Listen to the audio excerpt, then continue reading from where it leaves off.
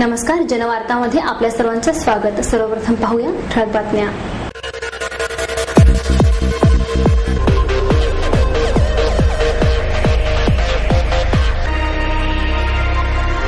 चित्रपट किंवा नाट्य क्षेत्रातील कलाकारांनी प्रेक्षकांच्या भावनांचा आदर करावा, उमेद पुरस्कार प्राप्त कलाकारांचं मत।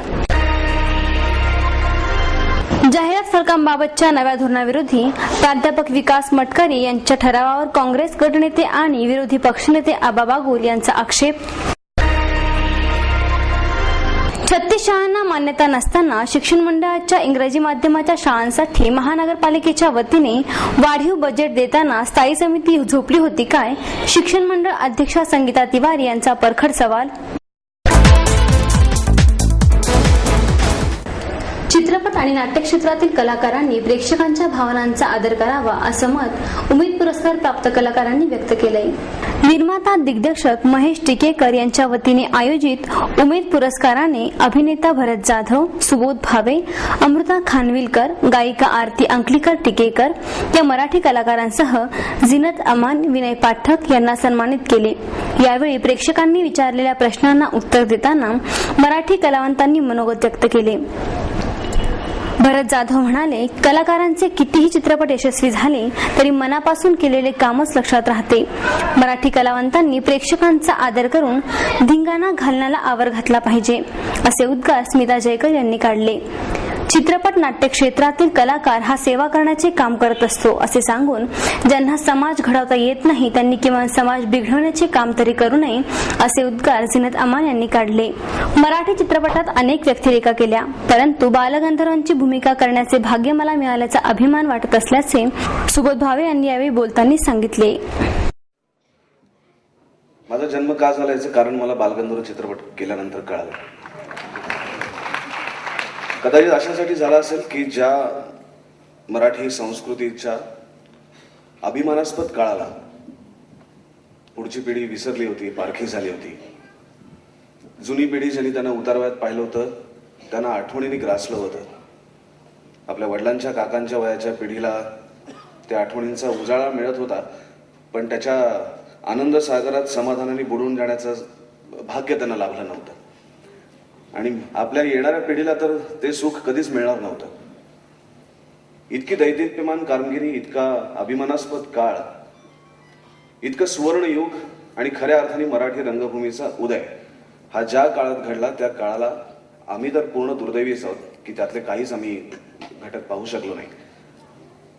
बालगंधर्वच्या निमित्ताने का होईना पण पुन्हा एकदा तो काळ आम्हा सगळ्यांना जगण्याची संधी मिळाली आणि माझ्या सगळ्या नवीन पिढीच्या मित्रांसमोर आणण्याची संधी मिळाली आणि मला असं वाटलं आम्ही सगळे दुवा झालो आहोत। दुवा म्हणजे ती दुवा नाही तर ह्याच्यातली एक दोर झालेला आहोत की बालगंधर्वाचा काळ ते आजची येणारी पिढीचा काळ आणि तो दोर असल्याचा मला भयंकर अभिमान आहे की ह्या निमित्ताने का होईना पण तो सगळा मराठी रंगभूमीचा, मराठीची अस्मिता असलेला काळ आम्ही पुन्हा एकदा लोकांसमोर घेऊन येऊ शकलो। फक्त एवढं सांगतो, मी गलगले जो आवडतो लोकांना तो गलगले मला कुठे नाही मिळाला, तो फक्त पुण्यात मिळाला। बालगंधर्वच्या समोर आम्ही आमच्या ऑल द बेस्टचे प्रयोग चालू होते, त्या गंधर्व हॉटेलला जात होतो, त्या रस्त्यात एक वयस्कर माणूस स्वतःशीच बोलत होते। ते गलगले डावीकडे बघा, गलगले कुठे बघताय, गलगले गलगले उजवीकडे बघा, थांबा थांबा गलगले, अहो काय करताय गलगले, पाडाला अहो गाडी, अहो थांबा थांबा, शाबास। स्वतःला शाबासकी देणारे माणूस तोच होता। मुळात आपण सगळेजण स्वतःशी बोलत असतो, काही लोक जरा मोठ्याने बोलतात, त्यापैकी हा गलगले मला जास्तीत जास्त आवडलेला गलगले जो लोकांपर्यंत पोहोचला तो मला अभिमान वाटतो सांगायला।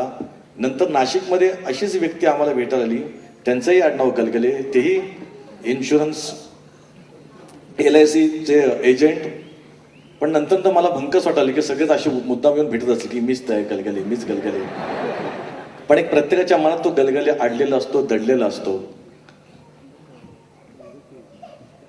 तर तो गलगले। आणि नंतर मग बाकीचे 3 कॅरेक्टर मी पटपट सगळे बोलून दाखवतो म्हणजे तुमच्या लक्षात येईल की मी कोणाबद्दल, कोणाच्या रोल बद्दल बोलतोय। ज्यांच्या लक्षात येत नसेल त्यांनी लगेच बालगंधर्वला यावं, नाटकाचा प्रयोग आहे, तिथे तुम्हाला पूर्ण बघायला मिळेल। काय पाहता गलगले, गलगले काय पाहता काय, गलगले गलगले, पाहताय ना, किती लोक बसले तुम्हाला पाहतायत, गलगले फार फार गलगले खुश झाले की गलगले ना उमेद सारखा पुरस्कार मिळालाय. त्यावेळेला गलगले कसं वाटतं तुम्हाला? शाबास गलगले. अन्न जेवायला जेवायला जेवायला तुमच्यासारखा देव माणूस मी आयुष्यात पाहिला नाही. ए तुझ्या बापाचा खातो काय रे? अन्न जेवायला जेवायला जेवायला. जाहिरात फलकांबाबतच्या नव्या धोरणाविरोधी प्राध्यापक विकास मटकर यांच्या ठरावावर काँग्रेस गटनेते आणि पक्षनेते आबा बागुल यांनी आक्षेप घेतला आहे. शहराच्या सौंदर्याला बाधा आणणाऱ्या जाहिरात फलकांबद्दलचे नवे धोरण निश्चित करण्याचा मंजूर झालेल्या ठरावावर फेरविचार करून तो दफ्तरी दाखल करण्याची लेखणी मागणी भारतीय जनता पक्षाचे नगरसेवक प्राध्यापक विकास मटकर यांनी केली. मात्र तांत्रिकतेच्या आधारे प्राध्यापक मटकर यांची मागणी नियमबाह्य ठरत असल्याने त्यावर सभागृहात चर्चाच होऊ शकणार नाही, असे काँग्रेसचे गटनेते व विरोधी पक्षनेते आबा बागुल यांनी निदर्शनास आणून दिले. शहराचे विद्रुपीकरण करणाऱ्या जाहिरात फलकांसंबंधी नव्याने निर्णय घेत असताना महापालिकेने परवाना व आकाशचिन्ह धोरण ठरवण्याचा ठराव 18 फेब्रुवारी रोजी मंजूर करण्यात आला. नियमाप्रमाणे मंजूर झालेल्या ठरावावर फेरविचाराची सूचना 3 महिन्यानंतर देता येते. मात्र ठराव मंजुरीच्या तारखेस 90 दिवस पूर्ण होण्यास फक्त 8 दिवस उरले असताना त्याआधीच प्राध्यापक विकास मटकर यांची फेरविचाराची सूचना नगर सचिवांकडे दिली. या तांत्रिक चुकीवर बोट ठेवत बागुल यांनी प्राध्यापक मटकर यांना सूचना कार्यपत्रिकेवरच येऊ शकत नसल्याचे सांगितले. परवाना व आकाशचिन्ह धोरणाला विरोध करणारे प्राध्यापक मटकर यांच्या हेतूबद्दल बागुल यांनी शंका व्यक्त केली आहे. ते म्हणाले, या धोरणामुळे पुणे महापालिकेला 100 कोटी रुपयांचे अतिरिक्त उत्पन्न मिळणार आहे. यापूर्वी जाहिरात फलकांच्या माध्यमातून महापालिकेला कधीही 4 ते 5 कोटींपेक्षा अधिक उत्पन्न मिळाले नाही. असे असताना प्राध्यापक मटकरी महापालिकेचे उत्पन्न कमी करण्यास का निघालेत, त्यामागचे कारण शोधले पाहिजे. त्यामुळे हा निर्णय वैयक्तिक की पक्षाचा हे सुद्धा त्यांनी जाहीर करावे. प्राध्यापक मटकरी यांच्यासारखा अभ्यासू नगरसेवक महापालिकेच्या उत्पन्न वाढीच्या विषयात काही सुधारणा सुचवेल अशी अपेक्षा होती. मात्र त्यांनी पूर्ण धोरणच दफ्तरी दाखल करण्याची सूचना का करावी हे समजत नाही. त्यांनी हा विषय मागे घ्यावा असे बागुल म्हणाले. 2 महिन्यापूर्वीच पुणे शहरामध्ये आम्ही उत्पन्न वाढीसाठी नवीन पर्याय शोधत असताना होर्डिंग पॉलिसीच्या निर्णयातून आम्हाला 100 कोटी रुपये उत्पन्न मिळेल या दृष्टिकोनातून आम्ही प्रायव्हेटायझेशन करण्याचं ठरवलं. त्याला जीबीने एकमताने मान्यता दिली की वारंवार फक्त लोकांवर टॅक्स लादणं हा काही पर्याय होऊ शकत नाही, म्हणून वेगवेगळे पर्याय आम्ही शोधत होतो. त्यातून आम्हाला होर्डिंगमधून 100 कोटी रुपये उत्पन्न वार्षिक मिळेल, जे आज आम्हाला 4 ते 5 करोड रुपये सुद्धा मिळत नाही. तर अशा पद्धतीच्या विषयाला प्राध्यापक विकास मटकरी यांनी फेरविचार देऊन हा विषय दप्तरी दाखल करावा. हे कुठल्या कारणास्तव दिले, का दिले हे मला माहिती नाही, कारण या सगळ्या विषयाला एकमताने पाठिंबा दिला होता. या शहराचं 100 कोटी उत्पन्न बुडवण्यामागं काय हेतू आहे हे आम्हाला आज कळायला तयार नाही, कारण तो विषय जीबीमध्ये 3 महिन्यानंतर एखादा विषय जर मान्य झाला तर एखाद्या सभासदाला द्यायचा असेल तर 3 महिन्यानंतर तो कार्यपत्रिकेवर येतो, आणि जर कार्यपत्रिकेवर यायचा असेल तर त्याला 3 महिने पूर्ण झाल्याशिवाय येता येत नाही. अजून या विषयाला 3 महिने पूर्ण न होता हा कार्यपत्रिकेवर कसा छापला घेतला याचा देखील आम्ही विचारणा करणार आहोत. आणि यांनी जर या विषयामध्ये त्यांना जर काही संशय होता, काही त्यांना महत्वाच्या सूचना करायच्या होत्या, तर त्यांनी विषयाचं फेरविचार म्हणायला पाहिलं होतं. या विषयाला फेरविचार करून मूळ विषय दप्तरी दाखल करावा, असं जेव्हा त्यांचं आलं तेव्हा आम्हाला शॉक बसलेला आहे. तर मला वाटतं यांच्या गटनेत्या मुक्ता टिळक असतील, इथले आमदार आदरणीय गिरीश बापट असतील, या सगळ्यांशी आम्ही चर्चा करू. आणि नक्कीच जर तो निर्णय जर त्यांनी घेतला असेल तर मला वाटतं त्यांनी सद्विवेक बुद्धीने हा निर्णय परत घ्यावा आणि पुणे महानगरपालिकेचे 100 कोटी रुपये पुणेकरांच्या विकासाचे बुडवू नये अशी आमची त्यांना विनंती राहील. 36 शाळांना मान्यता नसताना शिक्षण मंडळाच्या इंग्रजी शाळांसाठी महापालिकेच्या वतीने वाढीव बजेट देताना स्थायी समिती झोपली होती काय, असा परखड सवाल शिक्षण मंडळाच्या अध्यक्षा संगीता तिवारी यांनी केला आहे.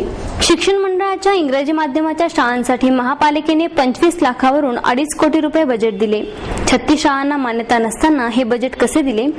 आजपर्यंत स्थायी समिती झोपली होती काय, असा सवाल शिक्षण मंडळाच्या अध्यक्षा संगीता तिवारी यांनी केला.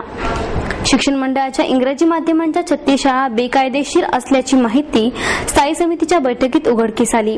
त्यावर शिक्षण मंडळाच्या अध्यक्षा संगीता तिवारी, उपाध्यक्ष अप्पा रेणुसे आणि शिक्षण प्रमुख रामचंद्र जाधव यांनी पत्रकार परिषद घेतली. नगरसेवकांनी पालकांच्या मागणीवरून इंग्रजी माध्यमांच्या शाळा सुरू कराव्या असे पत्र शिक्षण मंडळाला दिले होते. त्यानंतर शिक्षण मंडळ सभेत ठराव करून स्थायी समिती आणि सर्वसाधारण सभेत पाठविते. 2011 ते 2012 या आर्थिक वर्षात इंग्रजी माध्यमांच्या शाळांकरिता 2.5 कोटी रुपये मंजूर करण्यात आले. 36 शाळांना मान्यता नसताना हे बजेट कसे दिले? या शाळांसाठी खोल्या कशा बांधून दिल्या? स्थायी समिती आतापर्यंत झोपली होती काय? आजच हा साक्षात्कार का झाला असा सवाल तिवारी यांनी केला आहे. पुणे महानगरपालिका शिक्षण मंडळाच्या 36 शाळा बेकायदेशीर अशी आज सगळ्या पेपरमध्ये जी न्यूज आली आहे त्या बाबतीत स्पष्टीकरण देऊ. ॲज अ शिक्षण मंडळ अध्यक्ष, उपाध्यक्ष आणि शिक्षण प्रमुख आज आम्ही इथे बसलोय स्पष्टीकरण द्यायला की अशा शाळा बेकायदेशीर नाहीयेत. कोणत्याही मुलांचं भविष्य अंधारात नाहीये आणि नाही कधी अंधारात जाईल. पहिली तो गोष्ट अशी आहे की ह्या सर्व शाळा कायदेशीर आहेत. आम्हाला जेव्हा स्टँडिंग कमिटी आणि मुख्य सभा बजेटला इंग्लिश मिडियमला मान्यता देते म्हणजेच त्या बजेटला मान्यता मिळणं हीच आम्हाला परवानगी आहे. कारण का स्टँडिंग कमिटी बजेटवर अभ्यास करते 15-15, 20-20 दिवस व त्याच्यावर डिबेट होतं. कसला खर्च आहे, किती खर्च आहे, आम्ही तो त्यांच्यासमोर प्रोड्यूस करतो. एवढ्या शाळा, एवढे शिक्षक, एवढे विद्यार्थी, एवढे आम्हाला गणवेश लागणार, या सर्व गोष्टीचा ते पुन्हा मुआयजा करून घेतात की काय काय लागणार आहे, किती लागणार आहे, किती शाळा आहेत. या सगळ्या गोष्टी आम्ही त्यांना दिल्यानंतर ते आम्हाला बजेट सँक्शन करून देतात आणि त्याच्यानंतर आम्हाला हे बजेट मिळतं. तेव्हा या सर्व शाळा कायदेशीर आहेत, ज्यात बेकायदेशीर काहीही नाहीये. दुसरी गोष्ट अशी की प्रत्येक नगरसेवक आम्हाला पत्र देतो की आमच्या भागामध्ये, माझ्या मतदारसंघामध्ये स्लम आहे, गरीब आहेत, त्यांना फिया परवडत नाही. आज साध्या रिक्षावाल्याची पण इच्छा असते माझा मुलगा इंग्लिश बोलावा, त्यामुळे त्यांची डिमांड असते. प्रत्येक त्या नगरसेवकाचा हा आदर आम्हाला करावा लागतो आणि तो केल्यानंतर आम्हाला माहिती असतं की हा नगरसेवक पुन्हा जीबी मध्ये जाणार आणि त्याच्या शाळेला मान्यता घेऊन देणार ना आम्हाला. त्यामुळे ते बट नॅचरल आहे ती गोष्ट. त्याच्यामध्ये विचार करण्यासारखी गोष्टच नाही की आम्ही बेकायदेशीर काही केलंय काय, आम्ही आमच्यावर फौजदारी गुन्हा दाखल करण्याइतपत आम्ही काही गुन्हा, इकडे शिक्षण हक्काचा कायदा करायचा आणि इथे शिक्षणात राजकारण आणायचं, ही पूर्णतः चुकीची गोष्ट आहे. आज गरीब जनतेने शिकायचं नाही का? आज मुलं 20 कॉन्व्हेंट शाळेमध्ये आज कोणत्या गेल्या तर 20-20, 25-25 हजार, 1-1 लाख रुपये भरावे लागतात. एका रिक्षावाल्याचा, एका धुणं धुणाऱ्याच्या पोळ्या लाटणाऱ्या बाईचा करू शकेल का हा खर्च? नाही होणार.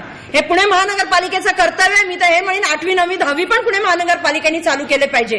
कारण काही पुढची पिढी आहे आणि पुणे महानगरपालिकेचं काम आहे. आज करदाते जे कर भरतायत त्यांच्या जीवावर महानगरपालिका चालते आणि आपण त्यांच्यावर अन्याय करणं बरोबर नाही. याच्यामुळे आणि आज आश्चर्य वाटतंय की आज जागे झाले 2003 पासून शाळा चालू आहेत.